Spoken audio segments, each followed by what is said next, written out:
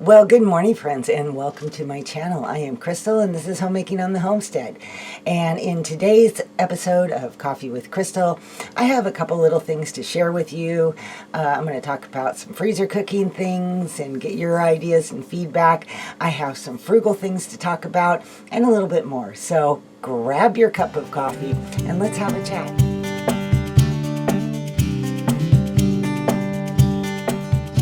As I always start my chatty videos out, we share dinner ideas, which has been so much fun. I have just loved hearing what you guys have for dinner.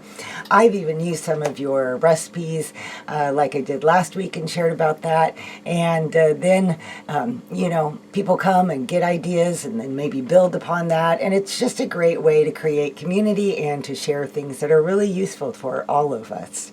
So on that note, what am I having for dinner tonight? Well, I am doing some zucchini cheddar waffles, and I am making chicken gravy to go over them. So right back here behind me, I've already kind of got the zucchini process done. My chicken is cooked. I put in about a cup and a half of water, sprinkled in a little bit of chicken seasoning, chicken bouillon seasoning, and then cooked those frozen, boneless, skinless chicken thighs for about 25 minutes or so. I just wanted them to be real soft and kind of just easy to cut up and tear up and all that. And I'm going to use the liquid in that as part of the liquid for my gravy here after a bit. Now, the zucchini cheddar waffles are something that I mentioned in the last Coffee with Crystal, and it is a recipe that I had posted a video on a while back, and they are really yummy, and it's just kind of a savory waffle with that chicken gravy, and it's just an absolute delicious combination. I had a little bit of zucchini left to use up, so I grated all that up. I ended up with more than I needed for this recipe, so the rest of it I am going to just pack into, I'll measure it so I can write that on my Ziploc bag and then put it all in there, pop it in the freezer, and I have zucchini ready for some zucchini bread down the road. It's getting too hot right now to think about doing oven cooking.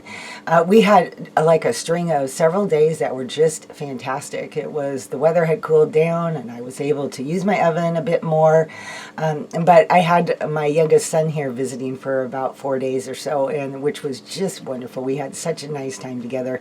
And so I wasn't really doing a whole lot of cooking. I did make him pizza because that's one of his favorite meals. And so I took advantage of it a little bit. But anyway, but now the temperatures are back to climbing up again, and so it's like, yeah, no, we're going to just do quick meals that I can, do on the stovetop and have lots of leftovers, so I have days I'm not cooking. So I am using my little tiny baby waffle maker back there because that's a perfect one serving size.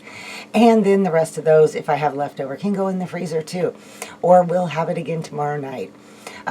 To make these waffles, you have to go kind of through a process with the zucchini. So after you grate it, you need to sprinkle it with salt, and put that in a colander, let it drain so that we could get out all the liquid, and then I even squeezed out more liquid. So you want your zucchini pretty dry, otherwise your waffles are going to be a mushy mess. So that's what I'm having for dinner. So now what I need to know from you guys is, what are you having for dinner? Could you please share that in the comments? And, any tips, or if you are trying out a new recipe, maybe leave a link to it or anything like that, so other ladies that come along here can read through the comments and get some creative juices flowing, get some new ideas for meals. It's easy to get stuck in a rut, isn't it?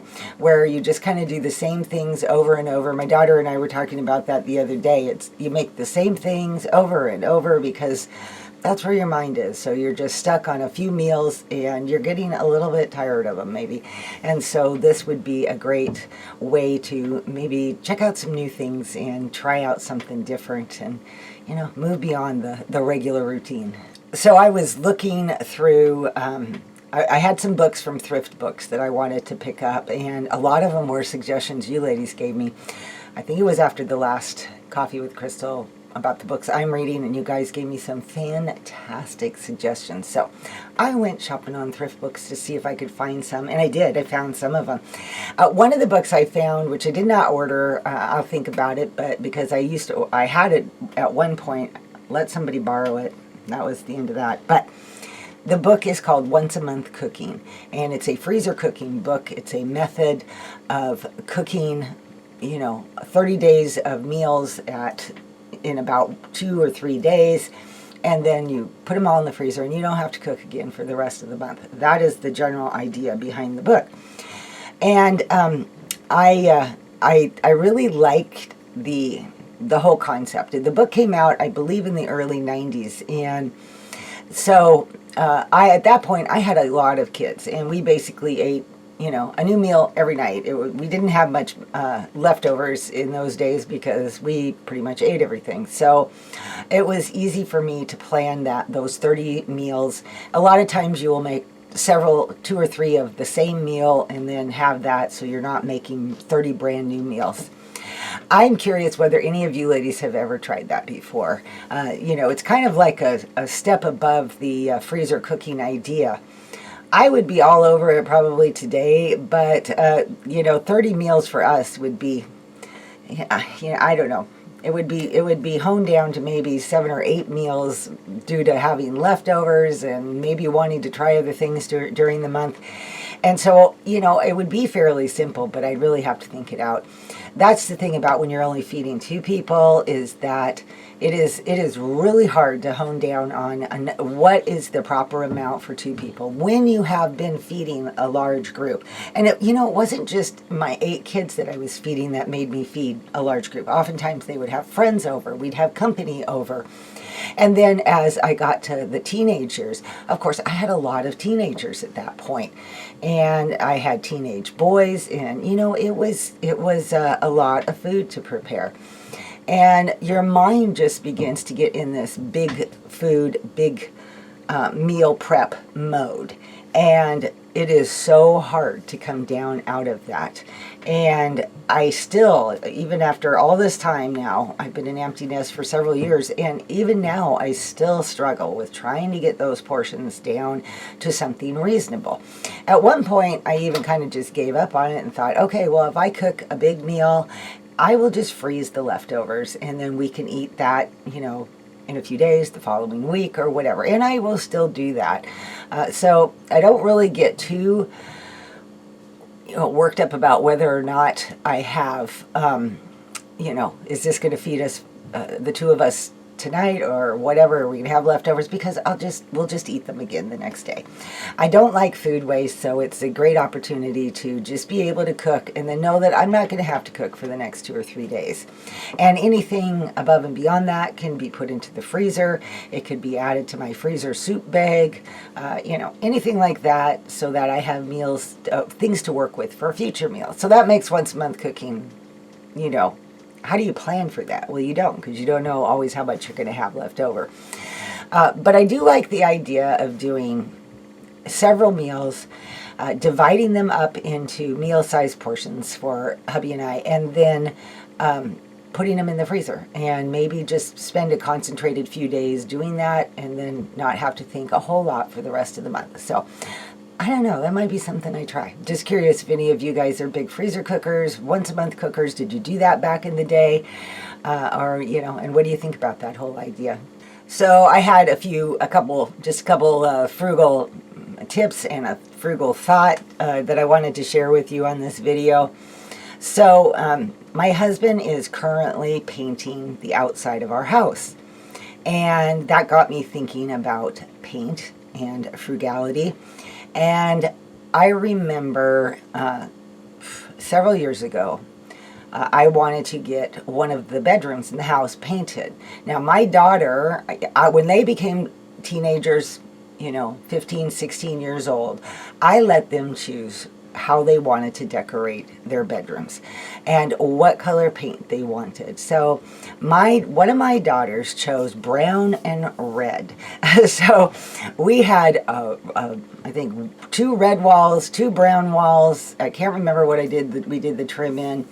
And boy, what a job. You know, red is a really hard color to paint. I did not know that when I started out helping her do this. But I swear we put 4 coats of paint on those red walls before we could get them the red that she wanted.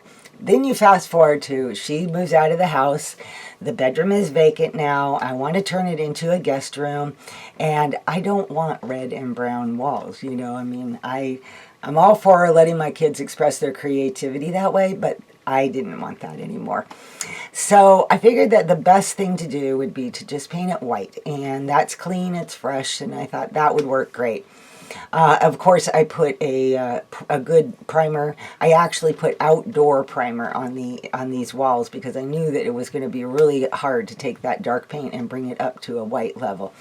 But I'm looking at the white paint thinking, you know, the cost of paint is not, you know, it's not bad, but of all the home improvement things that a person can do, paint is often the best thing that you can do in a room and the least expensive. But that doesn't mean that paint is inexpensive. It's not.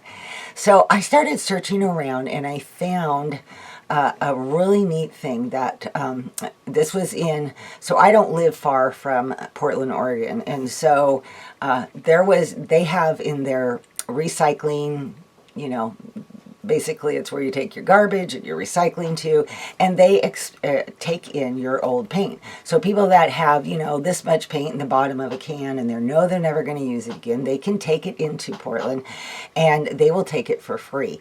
And then what they do with that paint is they remix it and resell it in, you know, a small variety of colors. You don't have a lot, but you have some basic colors, and they sell this by the gallon for less than half the price of most paint. I had no idea whether it would be good paint or, you know, is it going to run down my walls or is it going to be nice and thick? So not knowing, I went ahead and bought 2 gallons of their white paint. And like I said, I spent, for those 2 gallons of white paint, I spent less money than I would have on a full gallon of a brand name paint. So I came home and painted the room, and let me tell you, that paint was amazing. It was nice and thick. It covered great. I think it ended up being 2 coats on that were needed to really bring it up to a nice white color. And it was just an awesome deal. So I bring that up just in case you guys are wanting to do some interior painting or decorating. You might want to check out your own, you know, recycling center, or, you know, wherever you bring your, I can't remember what the proper name is for it, where you bring all your trash besides the dump, but you bring everything else besides that anyway, and see if they sell any kind of remixed paint. That is, like I said, was a great deal. So I'm just throwing that out there for you guys as a little frugal thought. And then I had something happen the other day, and, you know, okay, so backing up a little, I'm always reading frugal books. You know, I've shared several of them on here. I just like to keep my mind, as one of you ladies said, you know, in the frugal mindset. And I always like to keep my mind in the frugal mindset. And so I will read them, gleaning different things here and there, getting ideas for this and that, things to think about. And so I had a bottom sheet on my bed that got a tear in it. So I was not going to be able to reuse that sheet. It was getting older and it was kind of thin anyway. And so I you know, bought a new set of sheets, and then I was like, okay, well, what do I do with this bottom sheet? Okay, so this is where I'll ask you the question in just a second. So I'm looking at this sheet and thinking, well, you know, on the corners of every, you know, of this sheet are a nice thick elastic. You know, that's a good amount of elastic on there. So I could tear the sheet apart and pull out the elastic. And probably I would say it was like 1-inch elastic. And then I kind of had to stop myself, because while that's not a bad idea, I don't really need 1-inch elastic. I have in my sewing supply a good amount of elastic already. Elastic is fairly inexpensive when you go to the fabric store and pick it up. So I really had to stop myself and say, okay, you know, you could start saving everything. I remember helping to clean out my grandmother's house when she had to be moved into a home, and there were coffee cans full of things and paper clips and rubber bands, and just her whole basement was covered in all of this stuff. And I don't want to become that person. I don't want to have like an excess of things that I may never use. And I guess my biggest question in this is, when is being frugal going too far? And of course, the answer to that is going to probably be different for each one of us. We're not all going to have the same line. If you're a sewer who sews a lot of things, 1-inch elastic may be very valuable to you and totally worth saving. So, it's going to vary by our own individual needs and things like that. I know for me personally, I don't want to get into like a hoarding mindset when it comes to things like this. I need to be reasonable. I have a small space right now as it is. It's not going to be this way forever, but for right now, that is where I'm at. And I just don't want to be stockpiling things all over the place, hoping that someday I might be able to use it, or thinking that, well, this might come in handy one of these days for this or that. And so I really had to, ask myself the hard questions. Being frugal is great. Having a frugal mindset is amazing. I think it can save us a lot of money. But there's going to be a place where maybe we're going too far, And I would just be curious from you ladies is, with that in mind, what do you feel like is the line? What is taking frugality too far? What is what is the main focus we should have? What should we be focusing on when we're being frugal? And making sure that the things that we do and the actions that we do take are literally actually saving us money, and that they're not just creating more chaos or creating more clutter or more mess or things like that. So basically, where do you draw the line? I would love to hear that. If you would, pop a comment on that, if you've thought about that, or if you have a line that you have drawn and say, this is reasonable, this is not, what is that line and how did you come up with that? Okay, looking over my list, I think that I kind of touched on everything. I feel like there should probably be something more to chat with you about, but that's what I wrote down this morning as I was getting ready to do this. It's actually getting on. It's a little bit later in the morning than I usually have a cup of coffee. I'm pushing noon almost, and so, which is my coffee cutoff. Otherwise, I can never fall asleep at night. And I need to go make some waffles here and get some chicken gravy made too, and do a few other things this afternoon. So anyway, I hope you guys enjoyed today's Coffee with Crystal, found it a little bit inspiring maybe, and just enjoyed, a few minutes to sit and chat with me. I know I always enjoy it when, to be able to know that I'm sitting here chatting with you, and it's a lot of fun. Okay, well, I hope you all have an awesome and blessed day, a great weekend, and I'll see you all in my next video. Bye-bye.